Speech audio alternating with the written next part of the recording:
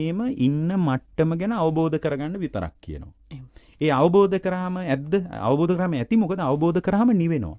ඒක රහසක් බුද්ධ ශාසනයේ තියෙන ලෝකේ කවුරුවත් දන්නේ නැහැ. දැන් ලෝකේ මොනවද කරන්නේ? ලෝකේ මොකක් හරි ප්‍රශ්නයක් ආවහම ඒකට ප්‍රතිචාර දක්වනවා. සාමාන්‍ය ලෝකේ රටාව තමයි මොනවා හරි ප්‍රශ්නයක් ආවම ඒකට ප්‍රතිචාර දක්වනවා. එතකොට මේ ප්‍රතිචාර දක්වන එකට බුද්ධ ශාසනය එකඟ නැහැ. මොකද ප්‍රතිචාර දක්වලා මේ වැඩේ ඉවර කරන්න බෑ. එතකොට ප්‍රතිචාර දක්වන එක ඇතුලේ පොඩි ගනුදෙනුවක් තියෙනවා. එතකොට මම ප්‍රතිචාර දක්වම ඔබතුමිය ප්‍රතිචාර දක්වනවා. ආයේ ඔබතුමියට මට ප්‍රතිචාර දක්වන්න වෙනවා. එතකොට මේක සමහර විට මේ ජීවිතේ මරණින්වත් කෙලවර වෙන්නේ සාංශාරිකවමත් යනවා. ටික අපේ කතාව. බොහොම දිග කතාවක් නේ අපි කියන්නේ. සාංශාරික. සමහර මෙහි කරන ඒවා ඊළඟ ජීවිතේදීත් අපට ප්‍රතිචාර දක්වන්න වෙනවා.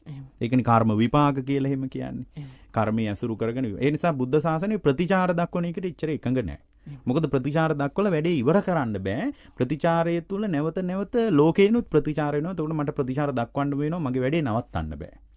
ඒ නිසා ලෝකෙට ප්‍රතිචාර දක්වන එක බුද්ධ ශාසනයේ ප්‍රධාන ධාරාවේ සාකච්ඡාවකට ගන්නෙ නැහැ.